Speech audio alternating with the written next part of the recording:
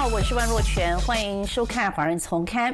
去年5月亚太一传统月，我访问了4位非常优秀的女高中生。这一集的《华人丛刊》很高兴为您邀请到其中一位回到来我们的节目，她就是刚高中毕业的陈欣宇。欣宇你好，欢迎来到我们节目。你好。是，可不可以跟观众朋友讲一下，就是刚高中毕业哦，那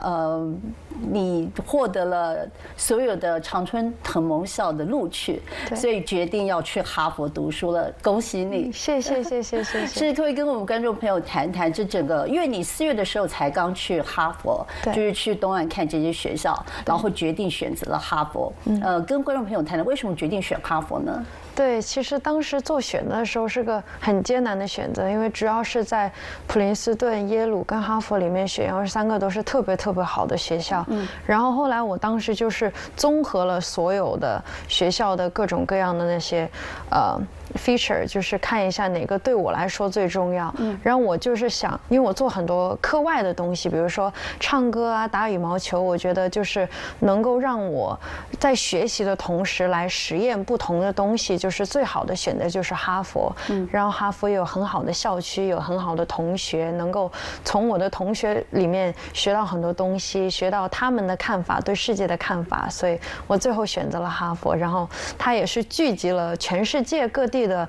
精英，然后我很期待跟他们一起学习，然后一起交流这样子。是因为我觉得这如果谈到欣宇的话，很多人都会觉得说啊，就是这个隔壁家的孩子，也是就是说很多爸爸妈妈觉得像欣宇这样的孩子非常优秀。那我相信他们很希望透过你来了解到说你整个这个申请大学的过程。那我们知道你刚刚讲你有很多的课外活动，那我们就一一的来跟观众朋友来解释一下。那首先谈一下你的高中，对，因为我知道你是在旧金山一所私立高中就读，可不可以先跟观众朋友介绍一下？对，我现在在 San Francisco University High School， 就是它的翻译呢是大学高中，三藩市大学高中，但是它是个高中。但是我在那里是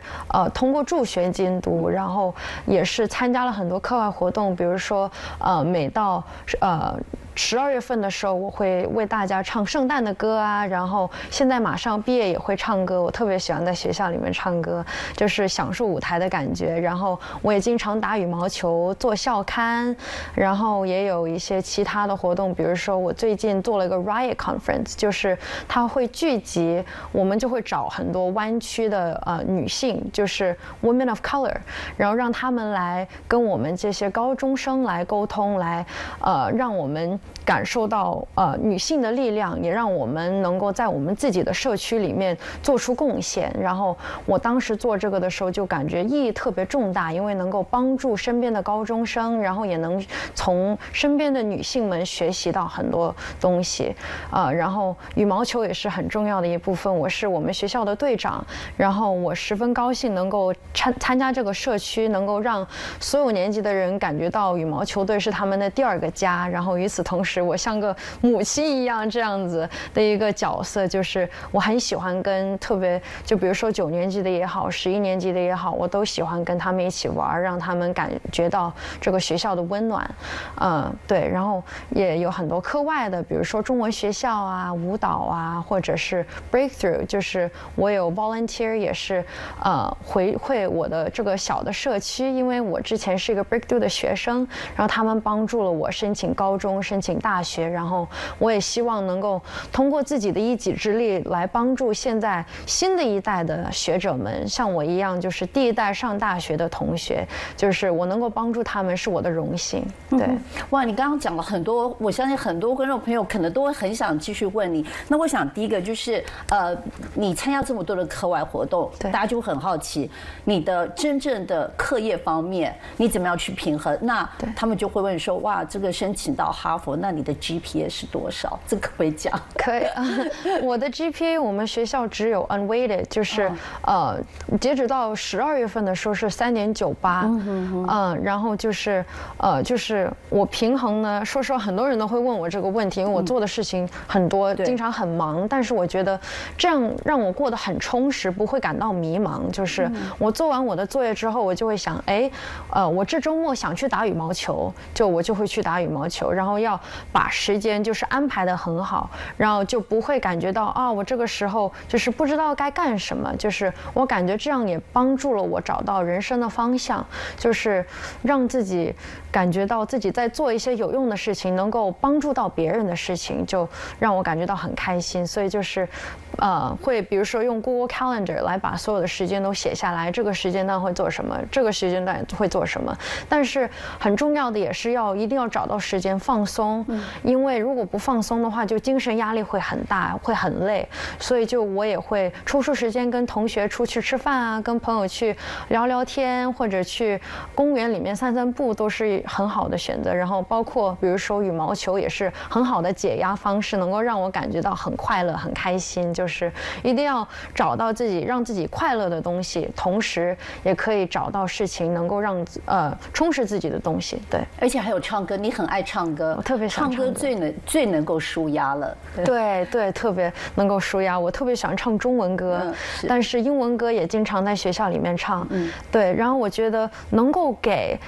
我的大学，我的不是大学社区，我的高中社区能够给他们带来欢乐，就是看到他们在台底下就是拿着手机电筒这样子摇摇晃晃，就是能够让我感觉到我对社区的快乐以及他们给我的温暖，就让我感觉特别特别开心。然后下个星期我也会表演，所以我最近特别高兴。然后我能够跟我最近组了个乐队，然后我们是一起表演，然后一起分享音乐给我们带来的欢乐。所以我觉得这是一个对我特别重要的一个东西。我在大学也想继续唱歌，所以我觉得你刚刚也间接回答很多人就是所谓的时间管理，你就是一个非常棒的这个 time management， 一个很好的范例。那你刚刚谈到这个 breakthrough， 因为你一开始大家会觉得说San Francisco University High School， 因为这是一个私立高中，学费非常的贵，大家就会说，那欣宇你是不是家境很好啊？怎么能够进这些学校？但你说你受到了这个 breakthrough 的回馈那个帮助，可不可以谈一下这个机构？对 ，Breakthrough 就是它是一个 non-profit， 就是个非盈利的一个机构。然后我作为学生也没有付过钱给他们，他们就是会有人一直帮助我们。他们有一个 after school program， 就是6到8年级的时候，他就会有，就是你星期1或者星期3就可以去那里，然后他们会有人辅导你来做作业。然后之后我在高中的时候也回去过当tutor 来帮助这些孩子们。然后5到8年级的时候，他也会有一个暑假的一个活动，然后也是学习，比如说英文啊，就是语法这些，数学、科学这些，他都会提前教你，让你准备好未来1年的课程这样子。然后我就是特别特别感动，我任何时候有问题的时候，他们都会立刻回答我。然后疫情的时候，他们也帮助了我们，就给了我们资源。然后我特别特别感动。然后申请大学、申请高中的时候，也会有辅导员来帮助你，你有什么任何问题都可以问他们。然后也会有就是写作文的帮助也会有。所以我特别特别的感动，特别特别感激 Breakthrough 这个机构。是，好，我们先休息一下，待会再回来。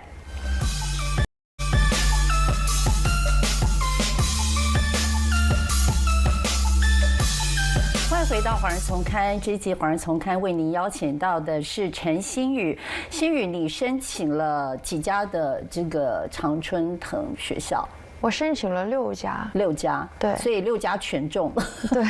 特别的幸运，对。没有太谦虚了，因为刚刚观众朋友也听到你所有的这个经历，在高中的这个经历，对。那我相信很多人就会想到，就是说，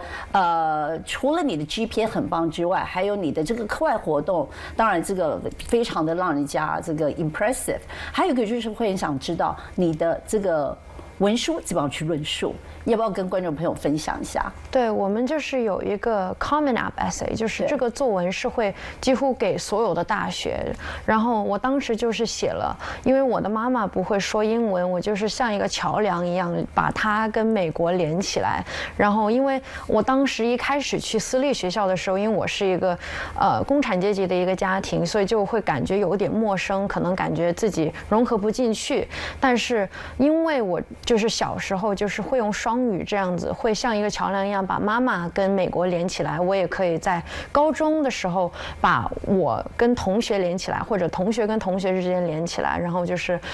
因为我从小就是因为帮助妈妈，比如说申请可负担房屋或者就是翻译啊这些东西，就有很多的 skill。然后我就是说，就是通过这些 skill 来成为一个更好的一个领导者，在高中的时候也能成为一个领导者，帮助身边的人。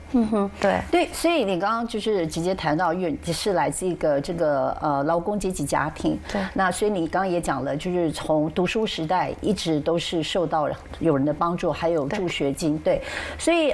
我相信同时也是出生一个单亲家庭，是不是？对，你怎么样去面对外界就是来看你？就是比方说你在一个高中这样子一个高中，大家会认为这是一个可能是有钱人才能去的高中，对，你怎么样能够在一个这样的学校表现杰出，同时又不卑不吭？对，我觉得就是很多人会觉得我，比如说我是第一代上大学，或者我是有色人种的话，就是会觉得我只能干这些东西。但是我现在对人生的感官就是，你如果有梦想，就算没有人像你一样在你之前就是做过这个事情，你可以成为第一个做这件事情的人。就比如说，没有女总统，不代表你是女性你就不能做总统。就是我觉得，就是你只要付出一定的努力的话，你就一定会成功。就是所有的努力都会有回报。然后我现在就是有梦想就去追，就是抓紧机会来去冲，去努力，去加油这样子。因为我觉得没有什么是不可能的，因为就是规则，就是这种规则就是为了打破。我觉得很多社会会给我们很多的条条框框，但是我们不要因为这些条条框框而去不做一些事情。我们要去努力做自己想做的事情，因为我们只能活一次，我们一定不要留遗憾。如果你有梦想就去做这样的。我现在对人生的看官是这样子。所以比方说，因为在去年的时候我认识你的时候，因为那时候也是刚好疫情结束嘛，对，所以你刚刚讲的你的身份，你觉得你有没有碰到过歧视？我个人觉得我很幸运，我没有遇到过歧视，但是我感觉就是有些时候我会觉得就是特别是刚开始读高中的时候，我就会觉得，我就是想藏在一个角落里面不被人看到。然后到现在就是我喜欢站在比如说舞台前面，我喜欢领导别人，我喜欢做一个让大家能够看到、能够影响大家的一个人物这样子。我觉得就是就信心，就重拾信心是一个比较难的一个过程，但是我觉得不是不可能的。然后就是找到自己适合的朋友，找到自己就是会支持自己的人很重要，因为他们能够帮助你，就是感觉到我是被需要的人，我是可以在自己的社区找到自己就是人生方向的人。就是我觉得我很感激我的朋友，能够让我感受到那份温暖，然后让我就是重拾了信心，让我能够去做一个这样的一个人物。就是一定不要怕别人就是怎么看你，因为就是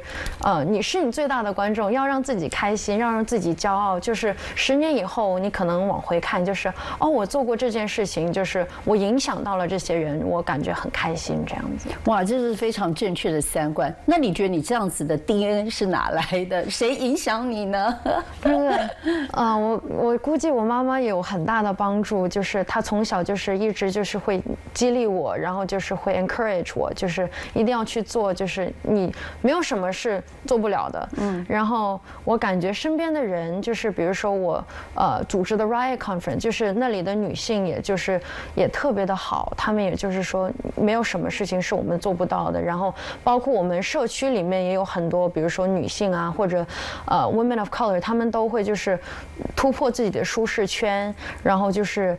做到就是别人觉得自己做不到的事情。包括我们学校校友谷爱凌，她也是就是做了她的那个翻转，就特别特别酷，也是历史上没有女性能够做到的。就是我觉得身边有很多人都是很好的例子，然后激励着我们努力，不要放弃。对，那所以你现在要到东岸去读书了，那这个从小就跟妈妈相依为命，那妈妈一定很舍不得你，是不是？对，我也很舍不得妈妈，但是我相信就是我会经常回家来看他，然后我相信他也会来一起来陪我闯闯世界，陪我看看世界，看看东岸的美丽的那些风景什么的。对，所以观众朋友可能会很好奇哦，因为这个新宇说他是这个第一代，他会觉得说在美国出生怎么能够中文讲得这么棒？那事实上我跟他认识也是因为你参加了炎黄子孙的演讲比赛第1名，对。然后不仅是有些在这边美国出生的所谓的 ABC， 他们可能就是可以简单的这个所谓的绘画交谈，但是你的中文程度已经是谈到非常有深度了，所以我相信不光只是说因为妈妈不会讲英文，你必须要跟妈妈讲中文，应该不单只是这样子能够训练你的中文这么好，有没有什么诀窍跟我们观众朋友分享？我个人特别喜欢中国文化，然后我就是在课余的时候，我会唱中文歌啊，跳民族舞这些，然后也会背古诗词，然后看书是一个很大的东西，就比如说三字经那些，也就是简单的看过一下。但是我觉得就是妈妈不会说英文是个礼物，对我来说，就是因为就是我从小会觉得啊，就是妈妈不会说英文，就是没有办法跟其他家长沟通，但是现在就是能够说另外一门语言就是更重要。然后就是我也有参加中文学校来学习，在南侨中文学校就读，然后就是我现在就像我写的一样，就是我像是我美国朋友跟中国朋友的一个桥梁一样，就是把2个文化融合在一起。就是我希望未来的世界也是这样子，我们能够就是把世界上所有的文化都能让大家都了解，都能够 appreciate， 都能够赞美，都能够看到。因为我觉得就是我们世界有这么多文化是一个特别好的事情，因为我们能够学习不一样的文化，可以学习比如说吃的也好，就是地方也好，风景也好，这是一个特别特别好的事情。我希望我们不用歧视，反而是用这个来学习，用这个成为一个我们能够比如说交谈的东西啊，或者就是就像在大学一样，就是会聚集世界上所有的人。我希望能够通过不同文化来就是成为我们交流的一个东西。而且我记得你说你当年的演讲稿，中文演讲稿都是自己写的，对，而且你要跟这个写到跟中国文化有关系，那就是你必须本身你讲的你要阅读大量的中文书。对，哇，真的非常的厉害，谢谢。所以我们先休息一下，待会再回来。